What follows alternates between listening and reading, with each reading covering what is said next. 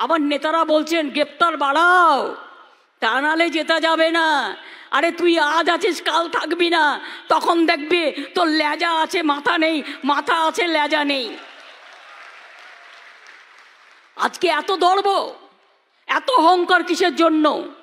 India জোট সারা ভারতবর্ষে থাকবে, আর বাংলায় তৃণমূল কংগ্রেস লড়াই করবে। মনে রাখবেন, বাংলায় তৃণমূল কংগ্রেসই বিজেপিকে শিক্ষা দিতে পারে, সারা ভারতবর্ষকে পথ দেখাতে পারে, অন্য কোনো পার্টি নয়। ভাঙড় রাজারহাট দিয়ে গঙ্গায়, হাবড়ায় বালুকে অ্যারেস্ট করে অনেক কাজ করেছে। ও অ্যারেস্ট করেছে কিসের জন্য? যাতে পার্টির কাজ করতে না পারে, যাতে ইলেকশন করতে না পারে। আর সেই সুযোগে সিপিএম, কংগ্রেস, বিজেপি একসাথে বেরিয়ে পড়েছে রাস্তায়, রোজ মিছিল করছে আর সবাইকে চোর চোর বলছে। ওরে, আমরা যদি গরিব লোকেরা যদি কেউ একটার জায়গায় দুটো বিড়ি খায়, তখন তাকে চোর বলতে পারিস। আর তোদের মতো কোটিপতিরা যদি হাজার হাজার কোটি কোটি টাকা ঘুষ খায়, তাদের চোর বলা যায় না। তার কারণ তারা নয় ইডি করবে, নয় সিবিআই করবে। আগেও অনেক গভর্নমেন্ট ছিল, কোনোদিন এই জিনিস হয়নি।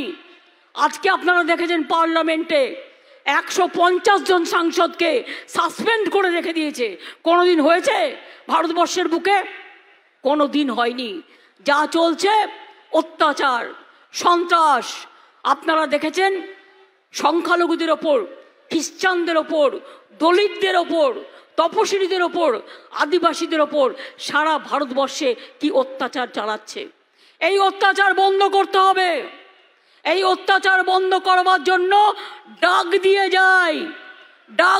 যাই নাগিনীর সাথে যারা সংগ্রামের তরে প্রস্তুত হন ঘরে ঘরে। আমি ছাত্র যৌবনদের বলবো, আরো বেশি করে এগিয়ে আসুন এবং একসাথে কাজ করুন, ঝাঁপিয়ে পড়ুন দেশমাতৃকার জন্য, রাজ্যের জন্য, মানুষের জন্য। আপনাদের life dedicated to the people. স্বামী বিবেকানন্দকে দেখুন কি বলেছেন, নেতাজি সুভাষচন্দ্র কি বলেছেন। আজকে মা বোনেদের দেখুন যে রাদেশে চুলো বাঁধে। আজকে মেয়েরা আমাদের সমাজের গর্ব, অহংকার, সব কাজই তারা করে। ছেলেদের কিভাবে সাহায্য করেন। মনে রাখবেন যে কথা আমি বারবার বলি, যে রাদেশে চুলো বাঁধে। কিছু কিছু এলাকায় আমি শুনতে পাচ্ছি কেউ নিজেরা কেউকেটা হয়ে গেছেন এবং নিজেদের জন্য তারা পার্টির মুখটা মনে রাখছেন না। আমাকে এত খাটতে হচ্ছে এটা মনে রাখছেন না। আপনাদের জন্য, মানুষের জন্য আমার জীবন দান। আমি সারা জীবন মার খেতে খেতে এসছি এই জায়গাটায়। আজকে মনে রাখবেন, এমনি ক্ষমতায় আমরা পার হইনি। শোভনদা বলছিল, আমি শুনছিলাম, লোকনাথ মন্দিরের ওখান থেকে আমার কানে আসছিল যে 34 বছর ধরে একটা বদমাশ অচল পাথর বাংলায় বসেছিল, কিচ্ছু করেনি, কারোর জন্য কিচ্ছু করেনি। আর বিজেপি আজ পর্যন্ত কারোর জন্য কিছু করেনি। ইলেকশন আসলে মিথ্যে ভাওতা দেয়। মনে আছে আপনাদের? 15 লাখ টাকা দেবো সবার অ্যাকাউন্টে, বিজেপিকে ভোট দাও। কেউ পেয়েছিলেন একটাও টাকা? নোটবন্দির সময় মানুষের কত ক্ষতি হয়েছিল। এই তো কিছুদিন আগে, 4টে ইলেকশনের আগে বলল 2000 টাকার নোট বাতিল। সব লোকেরা তাড়াতাড়ি চলে গেল নোট ভাঙাতে। তারপরে বলছে না বাতিল হবে না। তার কারণ বাতিল হবে কি করে? সব নোট তো বিজেপির ঘরে, সব নোট তো বিজেপির ঘরে। যত ইডিয়া সিবিআই ঢোকাচ্ছে তত টাকা লুট করছে, আর এই টাকাগুলো বিজেপির পকেটে যাচ্ছে। কোভিড যখন হয়েছিল মনে আছে? পিএম কেয়ার ফান্ড কত টাকা তুলেছে আজ পর্যন্ত কেউ জানে না।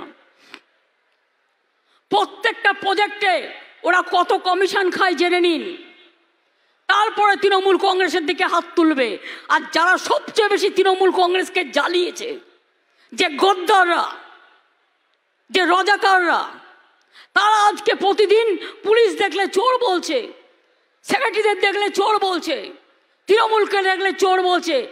আমি বলি, চোরের জ্যাঠামশাই তোরা, চোরের ঠাকুরদার তোরা, ছিচকে চোর নোস, তোরা হচ্ছিস বড় বড় ডাকাত।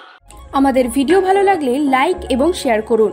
কমেন্ট সেকশনে গিয়ে জানান আপনাদের মতামত।